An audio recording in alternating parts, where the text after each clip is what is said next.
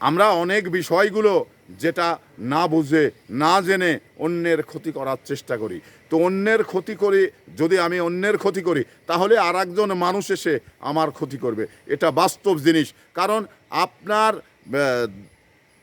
দৈনন্দিন জীবনে দুনিয়ার জিন্দেগিতে আপনি যাহা কিছু করবেন তারই কিন্তু ঋণ আপনাকে শোধ করতে হবে, এটা 100%। আপনাকে শোধ যদিও বা আপনার সময় শোধ না হয়, তা আপনার ছেলে মেয়ের ক্ষেত্রে শোধ করতে হবে, এটা 100%। কারণ 1% মিথ্যা নয়।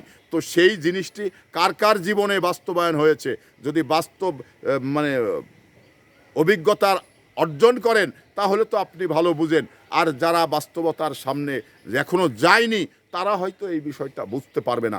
তবে মানুষ বাস্তবতার মুখোমুখি দাঁড়িয়ে যে সমস্ত বিষয়গুলো উপলব্ধি করা লাগে সেটা হলো মানে ইতিহাস বা স্মৃতি হয়ে আপনার ধরে রাখা দরকার। কারণ অন্যায় করলে যে আপনাকে শাস্তি নিতে হবে, অন্যের ক্ষতি করলে যে আপনার ক্ষতি হবে, এটা চিরন্তন সত্য কথা। এটা মানে ইতিহাস এবং হাদিস